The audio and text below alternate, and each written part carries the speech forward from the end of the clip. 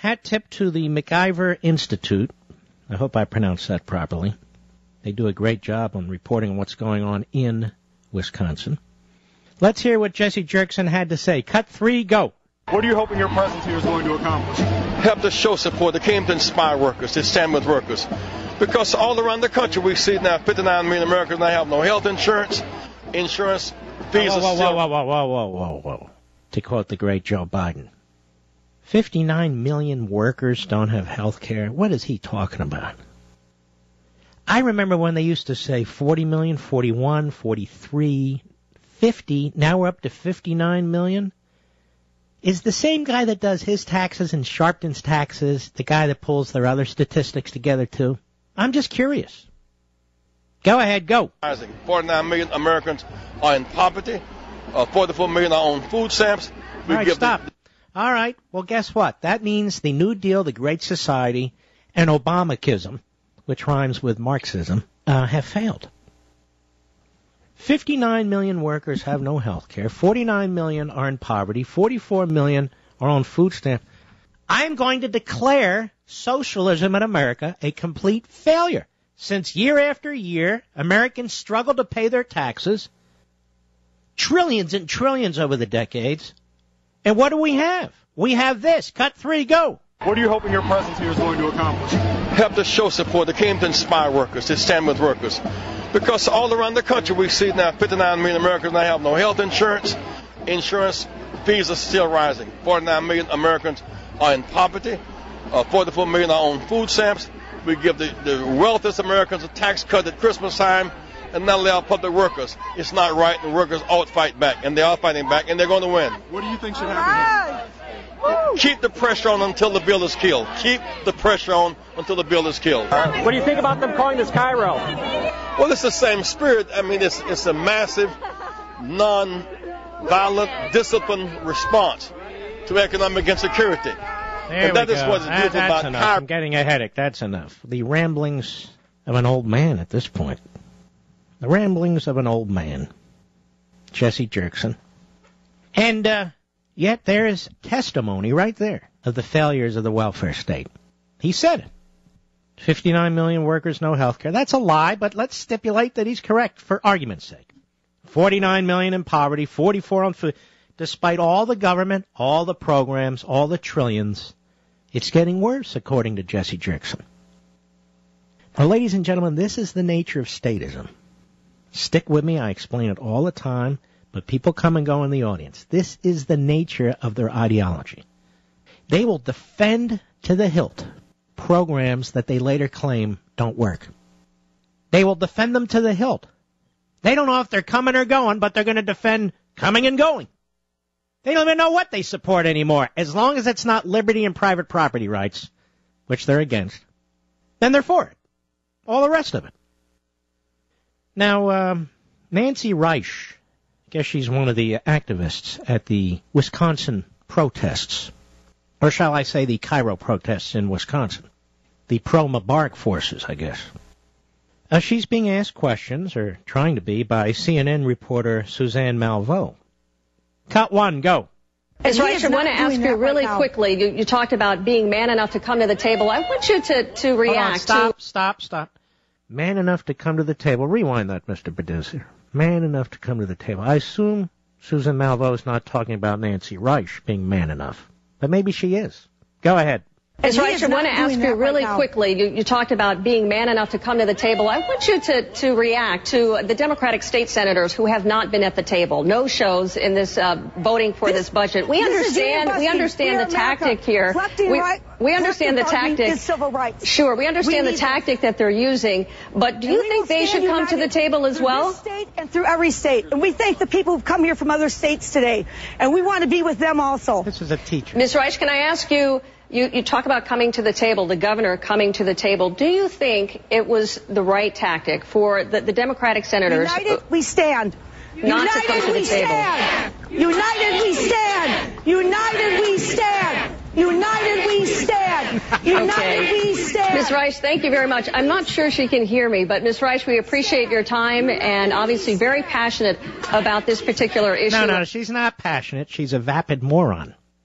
United we stand. You're a Pass the bottle. United we stand. United we stand. Yentas all. Here we are. Yip-de-doo.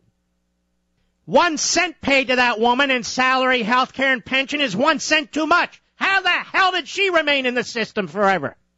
United we stand. United we stand. Where's the chair? My back hurts. I'm loving this. The left-wing freak show is on display for the whole world to see. Oh, it's like Cairo. Oh, the insanity, the indecency. Come on, let's finish up. I want to go to Ruth Chris for dinner when we're done. How does my hair look? Got to get my nails done, Martha. Oh, it's so painful out here. They want us to work. Oh, my God. We have some more information. If I can dig it up here. I'm loaded down today. Not loaded up, loaded down. From our friends at, I don't know how to spell it. I mean to pronounce it. So I'll spell MACIVER, MacIver News Service, I believe. It may be MacLever, but I know my glasses and the printout is not great. Well, MNS, they've examined hundreds of pages of public records available through the U.S. Department of Labor and via the online search guide, GuideStar, found that many of the most prominent union advocates in Wisconsin make well in excess of $100,000 a year, and that's just salary without benefits. Yes, we're for the little people.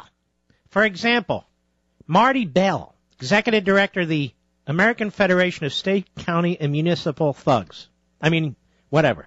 Council 24 CPAC. Not that CPAC. Made $161,847 in 2008, 3 years ago. According to the organization's Form 990, that's a tax form for nonprofits.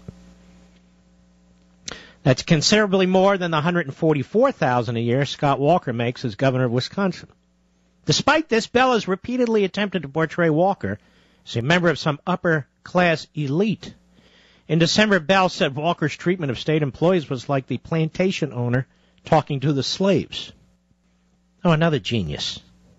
We've moved in Walker's mentality from public service to public servitude, Bell said. Guy's making over $161,000 a year before you get the benefits. Oh, it's B-E-I-L. Beal. We wouldn't want to get this cockroach's name wrong. Beal also blogged on January 7, 2011.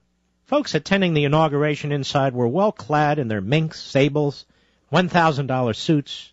During the inauguration, the general public was locked out of their capital, which was only accessible through invitation or ticket. Fine example for Scott Walker, governor of the people. So said the $160,000 hack. Ask me, hack. Of course, they never wear these clothes at the liberal inaugurations, do they? No. They never wear minks and sables. They never wear diamonds. The liberals never do this. They don't do it in Hollywood, do they? Beverly Hills. They don't do it in Manhattan. No, they're all wearing flannel all the time. Flannel and cotton. Not silk and lace. Not diamonds and pearls and gold. No. Always custom jewelry. The liberals. Meanwhile, CBSMinnesota.com. Could Minnesota see similar union fights as Wisconsin? Hope so. We'll kick their asses there, too. Michigan Capital Confidential. The West Bloomfield teachers sick out. Bloomberg. Public worker protest spread from Wisconsin to Ohio. Isn't that fascinating? Meanwhile, Obama isn't FDR today, or Reagan. He's Carl. What do you mean, Mark?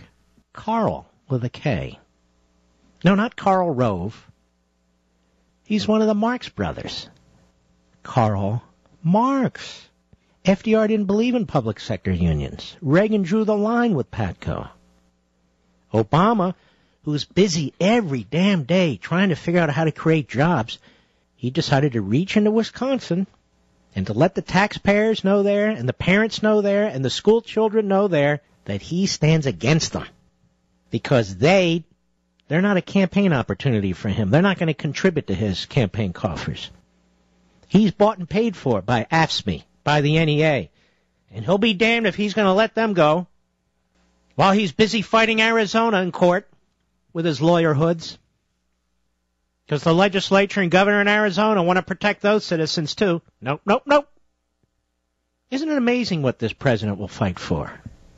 illegal aliens, even criminal illegal aliens, because that's really what the governor of Arizona is trying to stop. He'll fight for teachers on sick outs who are cheating. They're getting paid for sick leave while they're protesting. Obama supports that. So let me suggest this. All of you in the federal government working for this president, if you have any sick leave, leave. Do a sick out. You can do it too. If the president supports it in Wisconsin, I'm sure he'll support it in the District of Columbia and all the other satellite bureaucracies around the country. So just leave. Say you're sick. Go shopping. Whatever you want. Because Obama supports it. All you teachers out there, not you good ones, you know who you are, but you jerk ones, because you know who you are too. Just leave the classroom. Obama will support you too. Yeah, you all keep it up. You keep it up. You are in a fish tank now, and everybody's looking at you, and they are getting more and more disgusted with the teachers' union, with the phony civil rights activists, like the old man, Jesse Jerkson, with that fat slob president of the AFL-CIO, Trumpka. That's right, people are getting sick of this. This isn't about the rich versus the poor. This isn't about the bourgeois versus the proletariat. This is about hard-working American citizens who are seeing their assets, all they've worked for, slip through their fingers because some jerk is demanding that they pay for their entire health care and pension rather than contribute to it themselves. What the hell? He wants them to give 12 or 13% into their own pension? Big deal. Well, we can't do that. No, we won't go. Yes, you will, you jerk. Governor Walker of Wisconsin, let me give you some advice. Go ahead and fire their asses. Figure out how much money you need to save and get rid of them. Because what I can see in that plaza, what I see in that square, they need to go. I wouldn't want my kids, if they were of school age in the public schools, to be within 1,000 feet of those teachers who are protesting. Not within 1,000 feet.